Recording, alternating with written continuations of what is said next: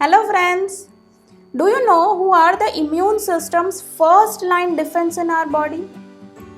The immune system's first line defense against bacteria and viruses that enter your mouth are the tonsils. This function of tonsils make them vulnerable to infection and inflammation, leading to the most common disease in children, that is tonsillitis.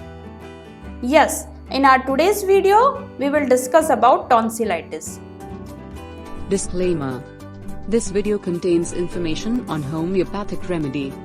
The purpose of creating this video is to spread information and knowledge about this remedy. We strongly discourage any self-consumption of medicine without a qualified doctor's consultation.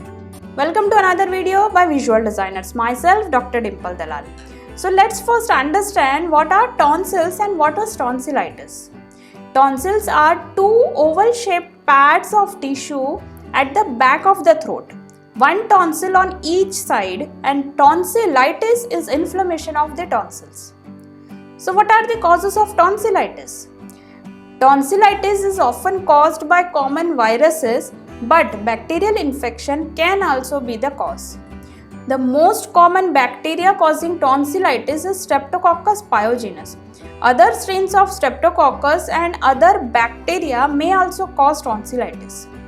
So what are the risk factors for tonsillitis? Risk factors for tonsillitis include young age. Tonsillitis most often affects children, and tonsillitis caused by bacteria is most common in children ages 5 to 15. Another risk factor is frequent exposure to germs. School-age children are in close contact with their peers and frequently exposed to viruses or bacteria that can cause tonsillitis. So now let us discuss about its symptoms. Common signs and symptoms of tonsillitis include red swollen tonsils, white or yellow coating or patches on the tonsils, sore throat, difficult or painful swallowing, fever, enlarged tender lymph nodes in the neck, a scratchy, muffled or throaty voice, bad breath, neck pain or stiff neck, and headache. In young children who are unable to describe how they feel, signs of tonsillitis may include drooling due to difficult or painful swallowing, refusal to eat, and unusual fuzziness. Let us see what are the complications of tonsillitis. Inflammation or swelling of tonsils from frequent or ongoing tonsillitis can cause complications such as disrupted breathing during sleep, leading to obstructive sleep apnea. Another complication is infection that spreads deep into surrounding tissue, causing tonsillar cellulitis. One more complication we can see is infection that results in a collection of pus behind a tonsil, that is peritonsillar abscess. Now let us learn how one can prevent tonsillitis. The germs that can cause viral and bacterial tonsillitis are contagious. Therefore, the best prevention is to practice good hygiene. Teach your child to wash his or her hands thoroughly and frequently, especially after using the toilet and before eating. Avoid sharing food, drinking glasses, water bottles or utensils. To help your child prevent the spread of bacterial or viral infection to others, keep your child at home when he or she is ill. Teach your child to cough or sneeze into a tissue or when necessary into his or her elbow.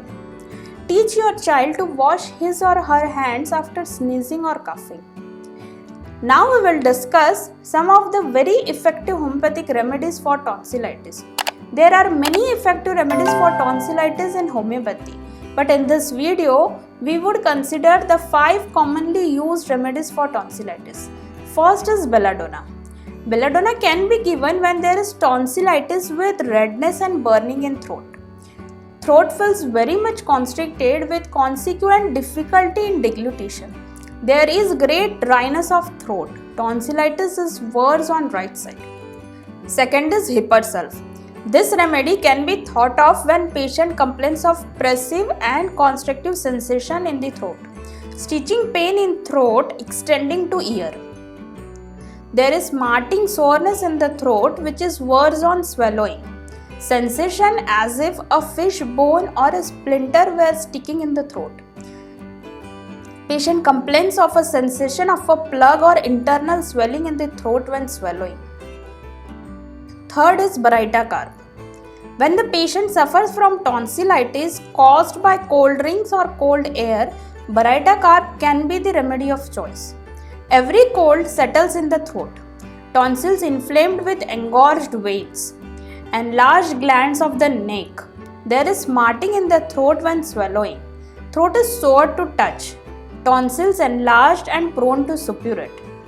There is a sensation of plug in the throat and difficulty in swallowing solids. Fourth is lachesis. Lachesis can be given when tonsillitis begins on left side and extends to right side. There is soreness, dryness and constriction in the throat. We can see the dark purple appearance of the membrane. Throat seems as if a large lump has settled over there. Liquid is more painful than solid. When swallowing, throat is very much sensitive to touch. Prostration is out of all proportion to appearance of throat complication. Fifth remedy is Phytolacca decandra. When patient complains of sensation of a lump in the throat, Phytolacca decandra can be thought of.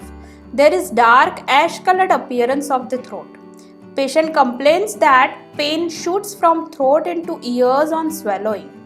Pain feels like electric shocks shifting in nature. Tonsils are swollen and ulcerated. There is irresistible desire to swallow with severe burning pain. Patient cannot swallow even water and there is difficulty in swallowing anything.